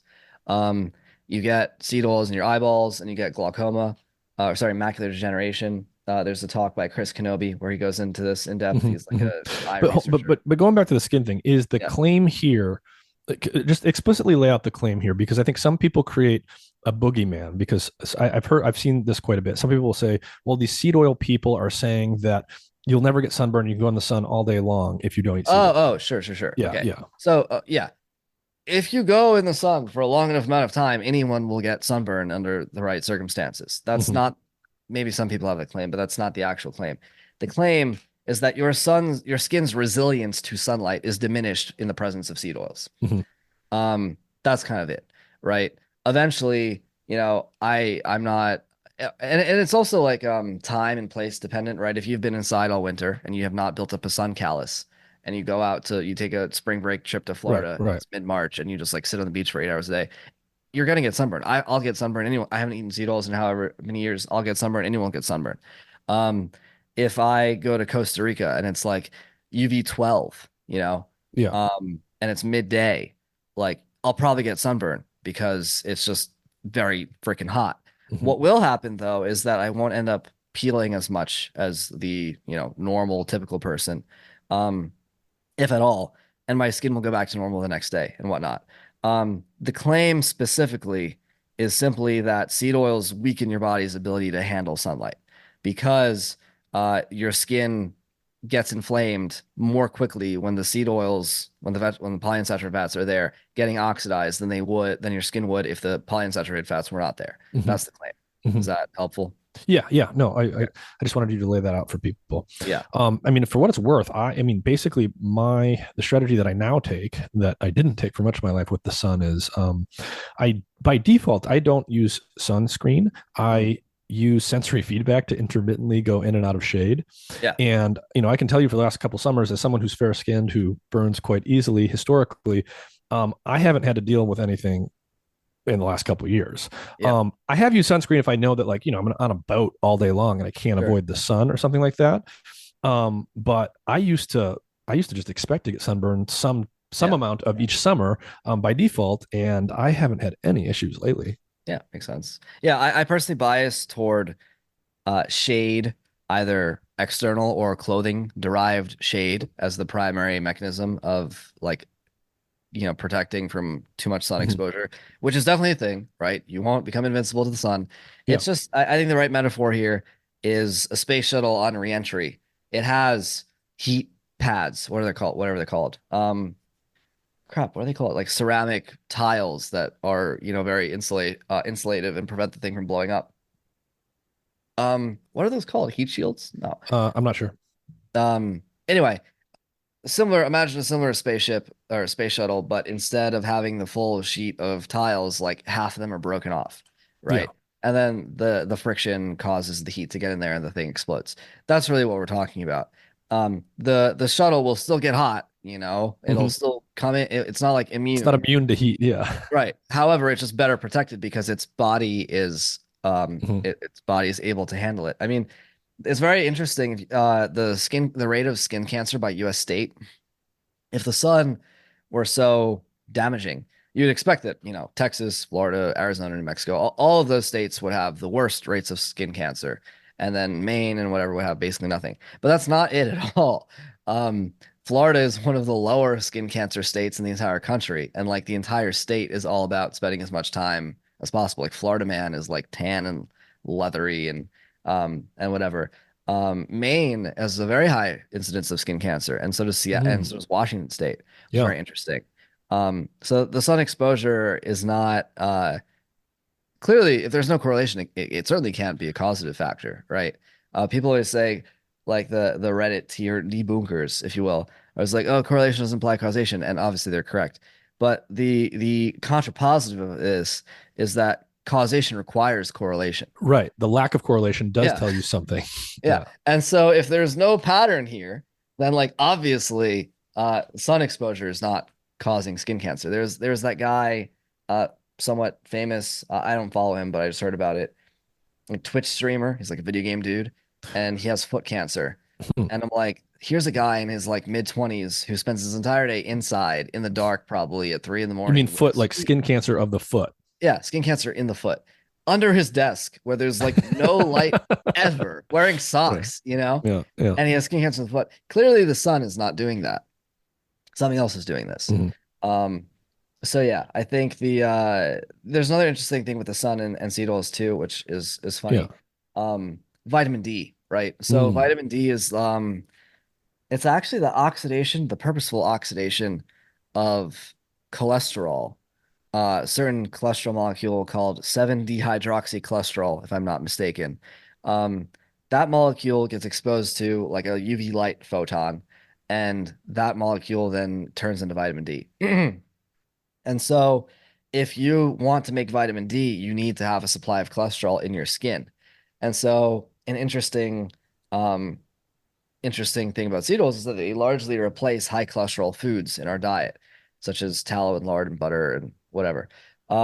And so the low cholesterol people, as you mentioned, seed oils successfully lower cholesterol. The low cholesterol people have a deficiency of cholesterol, which in their body, which of course implies in their skin, because the skin is a subset of the Hmm. body. And so they're less able to produce vitamin D Yeah. The in substrate the for vitamin sunlight. D production is lower. Yeah, but not only does that mean they can't produce as much vitamin D, it means that they don't have the, shock absorbing cholesterol that absorbs the UV light and turns it into something constructive. They don't Mm. have that at all. So UV light's just hitting their skin and damaging who knows what. Um, and so there's a sort of that's like the sort of secondary factor, but there's a kind of like twofold layer here that the presence of seed oils causes increased oxidative stress and inflammation of the skin, leading to sunburn. Um, and the fact that the seed oils are replacing otherwise high cholesterol foods Hmm. limits cholesterol, which would also help absorb UV light Yeah. constructively. Yeah. A couple other things I want to get to in the time we have left. I want to talk Sure. a little bit about what you're doing in your company and stuff. But before we get there, let's just say that you've got someone who is losing weight or trying to lose weight or interested in losing weight. So they're overweight to some extent. They want to get rid of some of that body fat. Let's say this person sort of buys your general perspective on this stuff that they should be Yeah. reducing their seed oil consumption, et cetera. What should people expect there in terms of the timing of how long stuff is going to take Mhm. and how long this, I want to talk about how long these fatty acids can stay in our bodies. If someone stops seed oil consumption tomorrow, Yeah. what can they expect in terms of their body fat and what it's doing? Yeah. See, this is a good question. This is one of the first studies that I would fund if I ever had the opportunity to fund a study that could do such a thing. Is what is the true half-life of seed oils in the body under real world conditions? Mm-hmm. We don't actually know. The best figures I've seen and the one that all the seed oil influencers toss around is that the half-life is 2 years. And there's one study that I have linked. I have a whole like seed oil study file on my Substack. I have this linked somewhere, and it says 2 years is the half-life. But of course, this was a random byproduct of a study investigating something else entirely. Um, there's been no, to my knowledge, like clinical trial or whatever where people were, given a protocol for detoxifying from seed oils and this half-life was actually measured. I would Mhm. love to get a whole bunch of people in a room, or not a room, but you get the point. Give these people like this diet, those people that diet, this supplement, that supplement, sauna this, workout that, and see like who detoxifies from seed oils the quickest. We don't know. However, it is like a half year, a 2 year half life. I'm sure under constructive effort, that number is a lot lower. And by constructive effort, I mean replacing seed oils and the fat in your body with like actual, saturated fat from Mhm. actual food. Um, and implementing some manner of things that might hope to help detoxify you, namely vitamin E and other antioxidants, vitamin C, doing a lot of saunaing, sweating, whatever. Um, that is my pieced together protocol. It's not very formal. I've never tested it. I don't want anyone to think that I've actually like run a study doing this. No one has the money to. I will hopefully one day, and then we can run it. But that's what I would say is you need to have like a mechanism for an antioxidant mechanism To for buffer against the buffer burning against. of, yeah. Yes, exactly. And you need to give your body a reason to break the seed oils, to start breaking down body fat. And you do that, of course, by eliminating seed oils from your diet, eating 3 square meals a day, stop snacking, whatever. Um, but that's very basic. Weight gain and weight loss is, I think, incredibly complicated. And obviously no one's cracked it, right? If they did, we would know about it. Um, there are a number of factors in addition to simply seed oils that create problems. Hormones being one of them, or probably the largest. Both sex hormones, like estrogen, is of course, obesogenic, and testosterone is not. But then also stress. So not only sex hormones, stress hormones. Um, Testosterone, in my experience, at least for me personally, and for a lot of people that I know, testosterone seems to be most largely affected, honestly, by not what you eat or anything else, but simply like psychological stress. Um, you Mhm. go and you're working 10-hour days in front of a laptop, Yeah. commuting to the city, whatever, you're stressed out, you get pudgy, Yeah. you get Social puffy. defeat. Yeah, Yeah. you're experiencing continual psychological defeat. Your T is going to be low. Um, and at the same time, you could be like some surfer bro who like is basically half unemployed, living in San Diego in a shack somewhere, out in the sun all day, not a care in the world, and like your T is going to be through the roof because the way that you're living your life is just very low stress in that particular environment. Um, so there's a lot of interesting research about the relationship between stress hormones and like hormones and other things. Um, but I think in addition to cutting out the seed oils, uh, obviously doing some amount of exercise, but not killing yourself, like that's definitely not the way to go because you're, trying to force your body to dump toxic seed oils. Antioxidants, saunas, the most important thing is figuring out how to reduce your psychological stress. Sunlight is a big help, of course. Sunlight is very relaxing, in an emotional but also physiological way. But also, like, what are you doing at work? Who's your boss? Like, how's your wife or boyfriend or whatever husband Mhm. treating you? How are your kids treating you? Yeah. Are All of those you psychosocial factors all of it? change you endocrinologically. Right. And Yeah. they do. And Yeah. so and then people get very autistic about this and they're like, "Oh, I need my biohacking tracker this and my protocol that Yeah. and Yeah. Yeah. whatever." And meanwhile, like the 85-year-old like Greek dude on some island somewhere, like smoking his 10th cigarette of the day on his fourth coffee is like way healthier than you are as like a 35-year-old like male who's a biohacker. Mhm. There's a lot of like people stress themselves out with Yeah. their own, and then maybe I, this can transition to I agree. I think this is important. Like, I'm not yeah, saying you shouldn't be diligent about your scheduling of things and your ingesting of things and your workout routine, but like some people get neurotic, and I yeah, would distinguish between like diligent and neurotic. Where neurotic is, you're neurotic at the point where you're now causing yourself stress that's yeah. actually more harmful than any benefit you're getting. Yeah. And the problem with this is that like there's a good reason to be neurotic. Like everything you consume is poison. And Mhm. so, I mean, there's probably 100 things in my house, from clothing to furniture to like food and supplements that the average person has no idea about, it's never heard about, or like, wouldn't know that their normal version of that thing is poisoning them. Um, that's insane. Like the fact that I have to do this is obviously a neurotic thing. And I don't think we ever solve this problem, to get back to the question of obesity and whatnot, um, without not only getting rid of seed oils, but doing a whole host of things that enable people to not be neurotic about Right, life in right, general and their right. health in particular. And that's kind of the whole point. That's the founding philosophy behind my company, which is, make snack foods, the delicious junk foods that everyone loves, that Americans have, been eating for decades. Make those in a way that no one has to worry about what's in them. That's very important. So, like the skinny people in the 1950s who were healthy, right? They they didn't go to Weight Watchers. They Right. didn't take Ozempic. They didn't Yep. go do CrossFit 5 times a week. They didn't wear an Oura ring. They didn't do cold plunges. Yeah. They They didn't didn't even have like they never said it themselves. I'm going on a diet.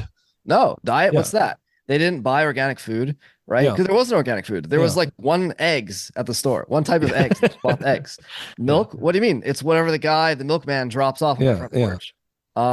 They didn't, they were like chain smoking alcoholics, and they were a million times healthier than you and me. I'm sure you're very healthy, but even still, like, Yeah. Than the average American today. Sure. yeah, sure.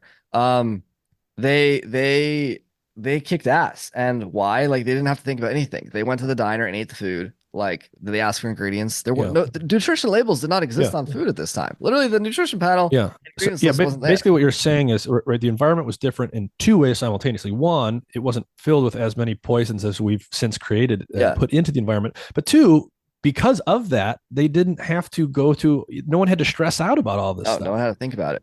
Yeah. Yeah, exactly. And so that not only gave them the things they needed to actually be healthy, it did so without the dose of neuroticism that accompanies all those things today. Right, So, right, right, you right. can be healthy today, but you can be healthy neurotic.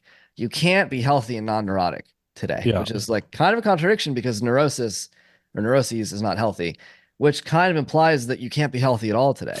And the only way that you can actually be healthy is when we systematically remove all the bad crap from everywhere, such that there's nothing poisoning anyone and no one has to think about it. And that's the whole point of what I'm trying to do in life. So, So again, what are you guys called, and what are just give us a sense for all the things that you guys make. so as of right now, we make our first product 2 years ago, tortilla chips, made with organic nixtamalized corn, grass tallow, and salt. Flavors are just, of course, natural seasonings. Our goal is to basically make Doritos that are, real food Doritos. Um, and the second thing that we launched recently is Vandy Crisps, is potato chip, similar thing, organic potatoes, grown in Idaho, fried in grass-fed beef tallow, natural seasonings, same thing. It's like Lay's, but not poison, or kettle chips, but not poison. And the important thing about this, the reason why it matters is that there's plenty of like health products, right? Um, but the health products, it's like there's this dialectic, right? Everything was poison, everything sucked. So we went the entire opposite way. We're gonna do nothing like what they did. If they use corn, we're gonna use cassava. If they use sugar, we're gonna use aspartame or stevia or something. Um, if they used like eggs, we're gonna use carrageenan for like a filler. It's a complete opposite pendulum swing. And that's not good either because these foods in the modern health food ingredient list is full of a bunch of shit that like your grandparents never even heard of, let alone ate. Yeah, the body doesn't have an evolutionary history with, and therefore it's unlikely we're going to be sort of optimally adapted to them. Exactly. Like the cassava and the chia and the kale. Well, maybe kale's well, yeah, sure, kale. The stevia. Like, I'm sorry, none of your ancestors ate that. Avocado oil. Like, even Mexicans didn't eat avocado oil in the 1990s. Like, no one ate avocado oil, you know? Um, my grandparents probably never encountered coconut oil in their entire life. Um, so yeah, we have this complete opposite thing. And the problem with this side of the pendulum is that it's, first of all, it pretends to be healthy, but it's not. But more importantly, it doesn't taste good. And so there's a lot of masochists in the health space. Most people probably listening to this have some amount of masochism where they're willing to undergo pain for some higher, Mhm. purpose or whatever. Maybe they like the fact that like their life gives them a struggle to go accomplish, which is great. Most people are not masochists. Masochists, 95% of people are just eating Doritos and drinking Mountain Dew and they don't think about it, which is like insane for me and for you to conceive of, but they do. Um, those people are never touching the health foods because they taste like shit and they're hedonists. And so why would they do that? So they're going to stick over here with the foods that were, poisoned and full of seed oils and pesticides and preservatives and whatever. They taste good, but they suck. So this is where we are, right? The dialectic where we have to return to, the synthesis is actually the original starting point, which is the foods, the recipes that we like, the potato chips, crunchy potatoes are delicious. Everyone knows that. Corn chips, whatever. The recipes that we like, but just made without all the crap that made the junk foods junky in the first place. So, if you made McDonald's French fries were perfectly fine, 40 years ago, and they were made with beef tallow and like potatoes. Um, Great, cool. Mhm. So, the modern McDonald's French fries, the junk food made of poison. And of course, there's, I'm sure, the antithesis to this, which is like a sweet potato freaking straws or something. No one likes sweet potato. Well, sweet potato fries are all right, but they're never as good as real French fries. The attempt to make it healthy. And the real return is the actual thing made the Mhm. actual way without all the fake Yeah. stuff. And that's why the stuff that we make tastes good as a health food, which is unusual, but also is actually healthy. Mhm. That's it. So, That's it. yeah, I mean, the next thing I want to ask you is, the same large scale industrial processes that make the food bad from a health standpoint that people are consuming is also what makes it cheap and very affordable. How do you guys make your food in a way? How much do your snacks cost for people? Are they more expensive? How do you actually make these products in a way that is going to be affordable for people, but also sustains you as a business? Well, yeah, there you go. They're not cheap. That's how Mm. that's how you solve the problem, right? It's like have your cake and eat it too, except it costs more. That's kind of the thing. It's like the classic trilemma, like here are these three things, pick two, because all Yep, three yep, are impossible. Um, Taste good, healthy, cheap, pick two, right? yep, yep. Um, so however, I do have a more constructive answer to this point, or to this question. One of the things that I often say, which is I think important and goes underappreciated, is that everyone's always saying how great things are because everything's cheap nowadays. Well, not everyone's saying that's great, but everything's cheap. The boomer economists are like, "Oh, life's amazing. We can get stuff for so much cheaper than we could back in the day." Whatever. Um, they're right that it's cheap. But stuff isn't cheaper nowadays because of modernity, some magic thing that made everything cheap. Stuff is just worse, right? There's a Mm. funny thing on Twitter the other day that was like some meme of saying the furniture that like my grandparents left me, and it's like this ornately carved wooden dresser. I don't know if you saw this meme. I did not see this one, but I can Yeah, imagine where you're going. yeah. And then it was a picture next to it that said the furniture I'm going to leave my kid, and it was like this white or my grandkids, and it's like this white IKEA plastic box. It was Yeah, like yeah. just trash thing, and obviously like it's apparent that the white IKEA box is cheaper than the ornately carved wooden, handmade masterpiece of a dresser. However, it's not just cheap, it's also worse. This is Right. the key thing. That like if we had the same quality of stuff today, it would be just as expensive, if not more expensive today than it was back then. It's just simply that both laws and cultural taste have degraded to the point where we literally allow the existence of such crappy stuff such that it can be cheap, you Hmm. know? The crap would have been cheap 100 years ago too, right? Like it's just crap. That's the whole point. It's not cheaper, it's just crap. So the real question is, can you do something like what can you do when the quality is equivalent? Hmm. And I think this is the big issue when people are going on about food and health food. Oh, it's so expensive. Like, no, it's not expensive. It's better. It's better. It's Yeah. better. And I think, Um, I mean, I've had this conversation with like family members, for example, where, if you've got your iron triangle, it's like, okay, let's pick better and healthy and we're going to sacrifice cheap. But to equalize that, it's like, okay, do you want to be healthier? yeah. There's the eating the better food component of that. There's also just the not overindulging. And to Mhm. the extent that you're not snacking all the time, that's going to counterbalance the fact that Right. any given bag of chips might be a couple more dollars. Well, also fun fact is that we didn't get into this as far as the seed oil symptoms are concerned, but they because the body learns to not recognize them as burnable calories, they don't fill you up. They get stored in your body fat, all right, but they don't actually satiate you because your body's like, oh, I'm not going to use this. And one of the interesting studies, again, an inadvertent conclusion of a study that was trying to find something else entirely, but it betrays the truth, which I think is very entertaining.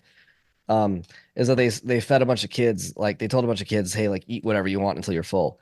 And there were of course a bunch of different groups, and it was always like a carb plus a fat, and the carb plus saturated fat. It was like a baked potato and butter, I think. Those kids ate the least number of calories of that combination before they were full. And it was a non-trivial number of calories. It was like 300 something at lunchtime, which Mhm. if you think about a 300 calorie delta for a kid is what? It's a 450 calorie delta for an adult. Mhm. 3 meals a day, 7 days a week, 52 weeks a year. That's a lot of caloric surplus. And of course, people are like, "Oh, we're eating too many calories. It's we're not burning it, so we're getting fat." Yeah, you're eating too many calories, but they're calories that your body wasn't going to burn anyway. They're going straight to your body fat to get locked away, like the Beast and Beauty and the Beast, hidden away from the world because they'll tear apart anything that they touch. So we're eating far more calories, and so yeah, our snacks, of course, are more satiating, and for an equivalent number of ounces, you'll be much more full if you eat our stuff than someone else. But again, this is all a long preface to say that there are a lot of things that go into making food expensive or cheap that have nothing to do with ingredient quality. And I guess it's probably interesting. I'll try to summarize them quickly. One of them is on the grocery store shelves. The retailer takes a margin, right? Everyone probably is aware vaguely how this works. Um, grocery store, whatever, grocery store buys chips for $5 and they put them on sale for $10 and they pocket the difference. So Frito-Lay is so big and they own so many big brands that they have pressured the retailers that carry them, which is, of course, every retailer, to be satisfied with a lower margin than competing chip brands. So if Frito-Lay sells chips for $5 to a store, they'll get on shelf for $7. Whereas if I sell chips for $5 to a store, they'll get on sale or they'll get on shelf for $9 or $10. And Mm. that's a big difference because the customer doesn't know any of this. They Right. The, just the customer already knows the one brand. They're more likely to buy it, a priori. And so they're taking advantage of that brand yeah, recognition. they're just buying it and they buy the cheaper thing. But like they'll if they spend $5 versus on chips, their Frito-Lay is getting more of that when it's a Frito-Lay product than another brand selling a different product. Mm. So yeah, I can have the same price as Frito-Lay, literally $10 Moss chips, $10 Frito-Lay, and I will make less money when you buy that thing versus a Frito-Lay if you bought the Frito-Lay one. So that's another thing. And of course, I can't just make less money because we need to exist. And so that means the price on shelf has to be higher. And so people see that. And that's like a sort of I don't know if you call this corruption or collusion or whatever, but that's like a kind of thing that Frito-Lay is able to do because there's somewhat of a monopoly in the chip aisle. Um, Another big thing is government subsidies. So you think that my food is expensive and Frito-Lay's food is cheap. Well, you're not necessarily entirely correct because you just already paid for Frito-Lay's food in the form of your tax dollars going to agricultural subsidies for Mm. corn and soy, as we talked about earlier. Those agricultural subsidies funded by the USDA do not make their way into organic corn and grass-fed beef tallow, unfortunately. Unsurprisingly, of course, but unfortunately. And so you think, obviously, you can't pay fewer taxes, but you do theoretically have some amount of influence over governmental policy through you or your politicians. And so you're already paying for the ingredients just ahead of time in April of every year, as opposed to the grocery store shelf. Um, so I suppose the answer to this, of course, is get big enough that like we can buy our own government corruption, and so then we can just do the opposite in our favor. Or like just kill the subsidies. I'm sure there seem to be some politicians that have been talking about doing this recently, which I think is interesting. Kill the subsidies, however that means politically. Obviously, not a ton of impact to the individual customer, but at least it's worth knowing.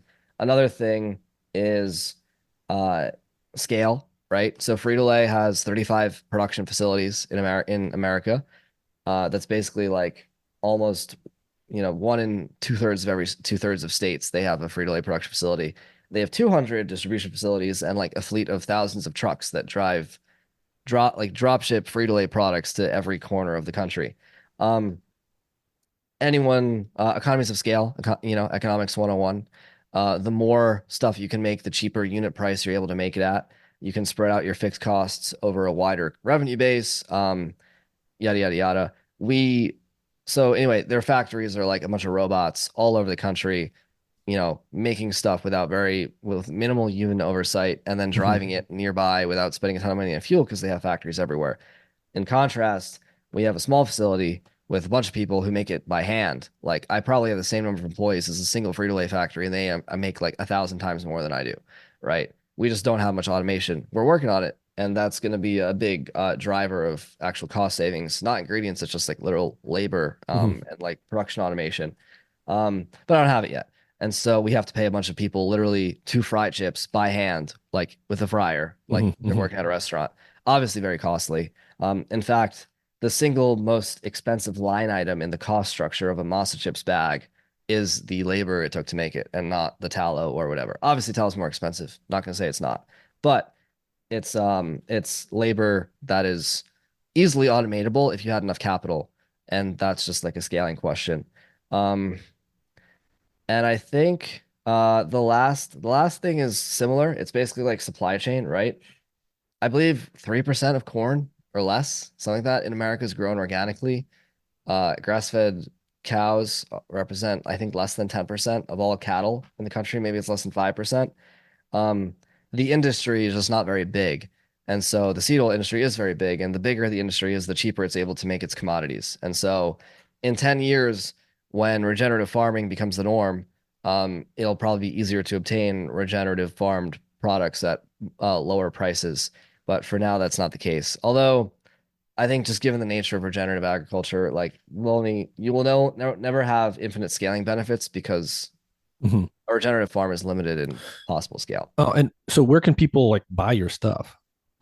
We have about 200 grocery stores, like small, like health food stores and whatnot, but mo the vast majority of our customers are online. Amazon too, but our Hmm. website's mosschips.com and vandycrisps.com for the potato chips. Um, Stephen, is there anything that you want to reiterate for people or any final thoughts you want to leave them with to do with, seed oils or just food and diet in general? Anything that we talked about? Yeah, I think the most important insight, honestly, is understanding this idea of like health should be easy. Um, so obviously the world is kind of shitty, and so there's only so much you can do. But I think it's incumbent, if you want to succeed in being healthy, you have to do the work to make that easy for you in the future. So whether that's like figuring out where the farms near you are or the farmers market is, like doing the work to get like getting a water filter, getting rid of all your plastic clothing, finding a place to live that's like lower pollution, learning how to cook, getting a bunch of recipes, whatever. Do the hard work so then your life can be easy. Because if you're always stressed out about being healthy, you're never gonna be healthy. I think that's the key. And obviously, that's the world we're trying to build and make it easier for people. But that's not gonna happen overnight, unfortunately. All right. Well, Stephen Rofrano, thanks for your time, man. And thanks for sharing everything. Yeah, my pleasure. Thank you for having me on here.